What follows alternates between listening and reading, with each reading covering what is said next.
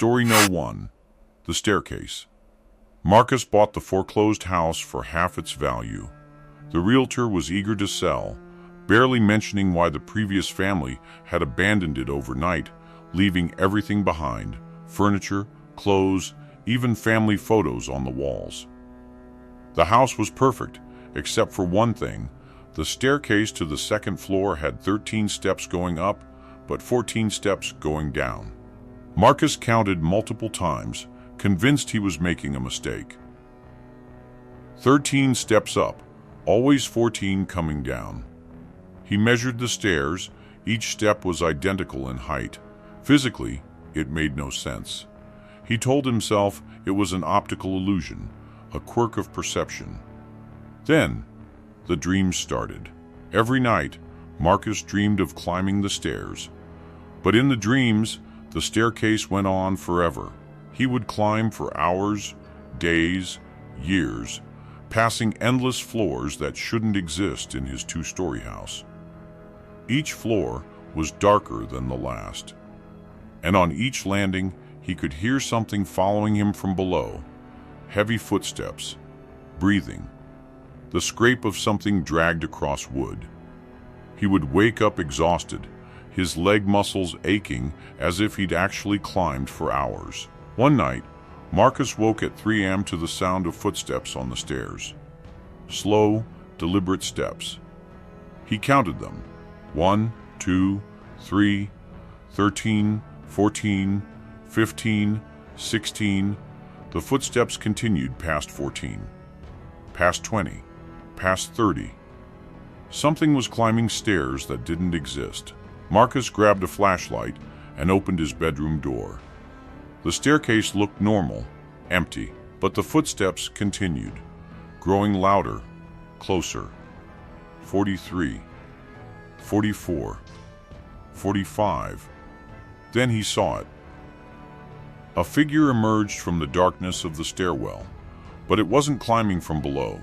It was descending from above, from floors that couldn't possibly exist. The figure was wrong. Its joints bent backward, its head lolled at an angle that would snap a normal neck.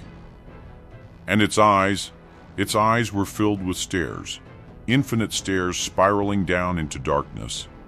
"You've been climbing in your sleep," it whispered, its voice like creaking wood. "Every night, you go up. But you never wondered where you've been going." Marcus tried to run, but his legs wouldn't obey. The thing reached out with fingers too long, too many joints, and touched his forehead. Suddenly, Marcus remembered. He remembered all the nights he'd sleepwalked. He remembered climbing past the second floor, past the third, the 10th, the 100th. He remembered the doors he'd opened on those impossible floors. Rooms filled with screaming, with darkness, with things that should never exist. And he remembered what lived at the top. "You woke it up," the figure said. "After 70 years, someone finally climbed high enough, and now it's coming down." From somewhere far above, Marcus heard something else descending.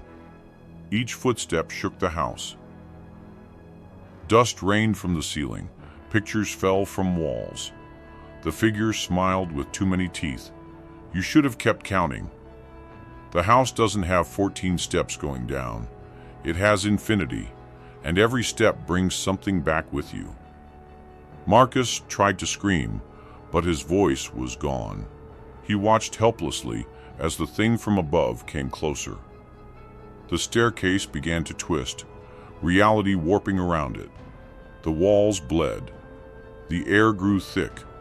When the police found Marcus 3 days later, he was standing at the bottom of the staircase, facing the wall, counting endlessly. 1047, 1048.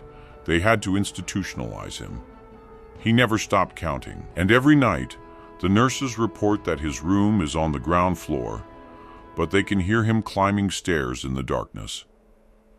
Climbing up, always up, to something that's waiting. Story No. 2. The Prescription. Dr. Lisa Chen had been a psychiatrist for 15 years and thought she'd seen everything until patient 276 was admitted to the ward. The man had no name, no identification, no memory of who he was. He'd been found wandering a highway, repeating the same phrase, "Don't take the white pills. Don't take the white pills." But what disturbed Lisa most were his eyes. They held a terror so profound, so genuine, that it made her uncomfortable to meet his gaze. "I need to tell you," he grabbed her hand during their first session, his grip desperate. "I need to warn you. The white pills, they're not medicine. They're keys." "Keys to what?" Lisa asked gently, noting his obvious psychosis. "To the space between waking and sleeping. To the place where they wait." Lisa prescribed him antipsychotics, standard white pills, to calm his delusions. That night, Lisa had the first dream. She was in a vast white room with no windows or doors. Others were there too, hundreds of people, all standing motionless, their eyes glazed. And something moved between them, something that hurt to look at, something that existed in too many dimensions for her brain to process. It noticed her. It turned its attention toward her, and Lisa felt her mind beginning to crack under the weight of its regard.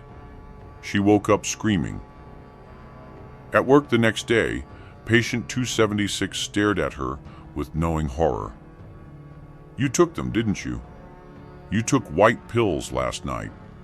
Sleeping pills, headache medicine, something." Lisa's blood went cold. She had taken sleeping pills, the generic white ones from her medicine cabinet. "They're all connected," he whispered.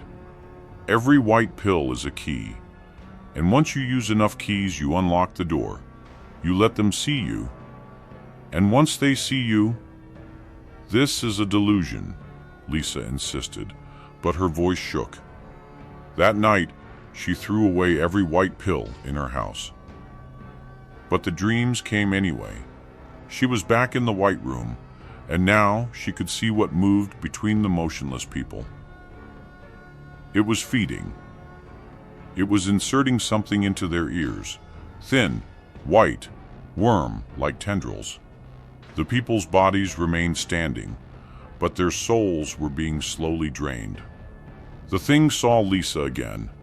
This time, it smiled. "Doctor," it spoke directly into her mind. "Thank you for bringing us so many patients." Lisa woke to find herself standing in her bathroom, her hand reaching for the pill bottle she'd thrown away. It was back in the cabinet, full, and she had no memory of buying a replacement. The next day, patient 276 was worse. The whites of his eyes had turned completely white, no iris, no pupil, just blank whiteness. "It's too late for me," he said in a flat, emotionless voice.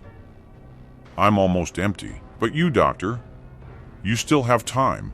Stop taking them. Stop prescribing them. Stop!" He convulsed, and something white emerged from his ear, a thin, writhing tendril. It retreated back inside, and when patient 276 looked at her again, he was smiling. But it wasn't his smile. "We'll see you tonight, doctor," he said in a voice that wasn't human. "Every night, until you're ready." Lisa stopped sleeping. She drank coffee, energy drinks, anything to stay awake. But the human body can only resist for so long. On the fourth day, she collapsed at her desk. She woke up in the white room. But this time, she wasn't alone in her consciousness. She could feel them inside her mind, exploring, tasting, preparing. The motionless people weren't sleeping. They were being worn, like clothes, like masks, and now they were trying her on for size. Lisa screamed and woke up in the hospital. A nurse stood over her, kind and concerned. "You collapsed from exhaustion, Dr. Chen. Don't worry, we've given you something to help you sleep." Lisa looked down at the IV in her arm. The liquid dripping into her vein was white. "No," she whispered. "No, no, no." But it was already inside her. That night, Dr. Lisa Chen walked into the psychiatric ward with white, pupilless eyes. She carried a tray of white pills, and she smiled as she distributed them to every patient, her voice flat and emotionless. "Take your medicine. It's time to let them in."